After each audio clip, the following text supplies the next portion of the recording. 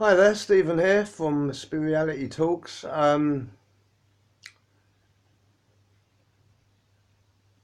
Just going to let you know a little bit about myself. I'm 35 years of age and I've been studying Eastern religions, meditation, a little bit of martial arts since the age of about 16. Always been interested in spiritual topics, the meaning of life, who and what we are, different cultures, indigenous communities, and without getting into this too much, biographical stuff, I've had a lot of unusual, by many standards, experiences on different levels. I started working with psychedelics at the age of about 30, which is quite a late starter for a lot. And yeah, with the grounding of meditation and yoga and things like that, I found it a very, very valuable tool. And I've also been working through heroin addiction for the last 5 years, 6 years, uh, probably longer. It's about 7 or 8 years on and off. And yeah, recently it's been a bit of a struggle, as always is for me in the winter time. And I'm just trying to stay positive and stay on the right path. And one thing I've learned is selfish living and living in a way that's not conducive to social life, as in the way most of us live in the West, not much of a community base, not much connection to nature. These things draw us away from ourselves and put us in a position where we are going to be very vulnerable to heroin, cocaine, alcohol, TV, whatever it might be, to pull us away from ourselves and from the boredom that's city living when we're not living in a balanced way. We're not doing natural work, we're not out in nature, we're not living as a community, and we're generally brainwashed, if you will, or our brains are full of shit, with the education system to make us believe that everything is about us, that is, we're all out for ourselves, and that's also based on fear. Being scared and afraid of letting our hair down a little bit, scared and afraid of people seeing us for who and what we may be, afraid of our vulnerability, afraid that people are going to take advantage of that or of us, instead of having faith. So, yeah. Anyone else out there coming off heroin, trying to get clean? I would definitely advise some shamanic cleansing. Go to a shaman or a healer. Have a cleansing because of the spiritual and energetic ramifications of dealing with heroin. Especially, it's a very, very dark connection it has to. So does cocaine. It's got a lot of blood on its hands, if you will, or the people that work with it, as in synthesize it or cook it up or add or take away whatever's naturally there. They want money, they don't give a shit about human life, they know you're dying, they don't give a fuck, so there's a lot of that mentality. If you understand anything about energy, if you've looked at, what's his name? Japanese, Miko Emoto, I think it is. He works with the water molecules and showing how water changes its chemical composition and its crystalline form when it's freezing, based on whether it's shown positive or negative attention. Whether for one experiment that was done, he wrote messages on the bottles of water with love, gratitude, or he had Buddhist monks saying prayers over it. All these things had massive results in how the crystals formed in the water, as opposed to writing hate or you're nothing or I don't. Uh, you get the picture. Anything negative written on it, and it would have a very, very unbalanced, unsymmetrical looking crystal, to say the least. Have a look up on his work; it's quite interesting. So yeah, so what's put into things with our mentality and our energetics and our intent has a massive effect on water, on heroin, on anything it's an alchemy, magic and alchemy. So magic is the intent part and the creation of something. Of course, we don't create anything, we're just putting things together, taking things away, mixing things up, and that's the alchemy part. What's the alchemical process behind heroin, and what's the intent behind heroin? All of which I would say is negative. Uh, Similar with processed food. Okay.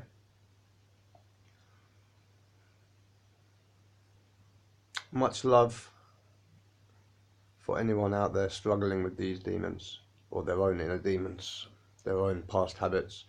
Anything can be let go of. Anything can be let go of, apart from yourself. You might think you're letting go of yourself or hiding from yourself, but we're still here, aren't we? We can be more conscious or less conscious of ourselves and of our feelings, our emotions, our connection to nature. We can be more conscious of that, or we can become a lot less conscious of that. And heroin, alcohol, TV, these things numb. They numb out. Look at the work of Dr. Gabor Mate, actually. He goes into this very deeply about the workings of heroin, the mindset of people who use it, why it's a painkiller, and why people who are very traumatized or had a lot of abuse, they are normally ones who use it. Although I myself, I think I'm quite selfish. I use it more selfishly when I've used, for my own pleasure. I tend to think that I enjoy it, but really it's not a pleasure. Really, we're just hiding from things. Like if I want to do something and I'm lying to myself, or I'm hiding from something, or I'm scared of something, heroin's a way of forgetting. Heroin's a way of not dealing with the emotion, not dealing with the reality, and not dealing with the hard choices we might have to make. So do we want to live or do we want to die? Do we want to go through the fire of purification and better ourselves and be truly happy with ultimate pleasures, with things that are, wow, I feel good about doing that. Wow, 10 years down the line, wow, I'm so glad I built those relationships. I'm so glad I helped those people.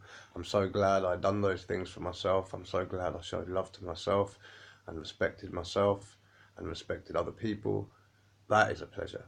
To have a nice meal and to enjoy it and to be content, that's a pleasure, an ultimate pleasure, a happiness. Another pleasure, oh, I'm numb for a minute. I'm relaxed, I'm chilled. Oh, I'm having my dick sucked for 10 minutes. Oh, shit. But then you get STD, maybe.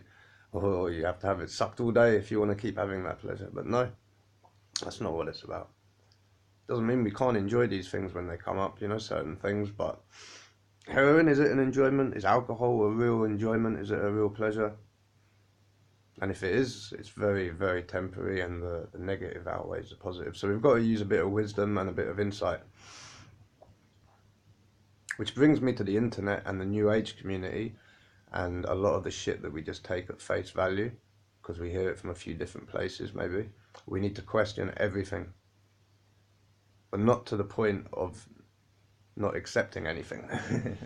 Because when things make sense, they make sense. Take it on board for a little bit, and then from that point on, do some research, have experience. Do you not believe we have a spirit? Okay, fuck it, let's do some meditation. Let's have a look at the ancient cultures. What did they do to experience that? Maybe it's smoking a giant bong of salvia and realizing you're not your body, or doing ayahuasca with a shaman, or meditating, fasting for a few days. These things work. Trance dance for 12 hours non-stop. Yeah. Connect to your spirit while you're doing it. When you feel your body saying, no more, you say, I am a spirit. My body is energy under the control of my will and God. And so if it's in God's will, I will keep dancing because it's in my will, right? We can do that, and we can push forward, and then we'll have experiences of pain, we'll have experience of old emotion, we'll have lots of things coming up, but you carry on, and that will reconnect you to your spirit in a strong way, and that connection to your body will be a bit less now. I've got too much into that over the years and became very ungrounded, too connected to the spirit, too connected to energy, too connected to the mind, maybe. So we've got to keep the balance, man. We've got to keep the balance. Seen?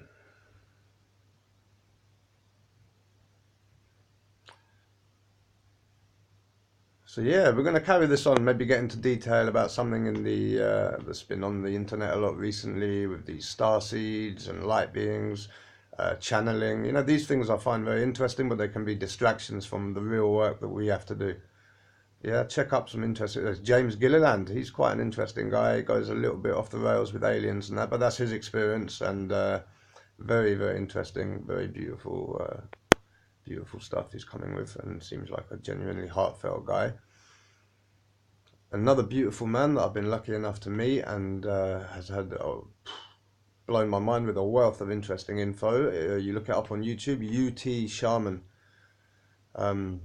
Yeah, another guy from the heart, very interesting stuff, wealth of information, wealth of information. And my last words are get back to nature, get back to community, which is what I'm looking to do now. Reconnect to yourself, let go of the brainwashing and the bullshit. By reconnecting to yourself, spending some time on your own, get the fuck into nature, do some art, do things you used to do when you were a kid, things that you stopped doing as you grew up, things that you remember enjoying but not carrying on with because it's not part of being an adult. It's not part of a business and the ideal of the life that's been laid out for us. Okay, so I'll leave it there. God bless. Bless you all from the heart. When I say that, I mean may you all be blessed. May you be happy and healthy, and may you have realization of yourself and connection and truth. And may we all overcome this bullshit. Too much technology without enough nature. Too much shit food without enough nourishment.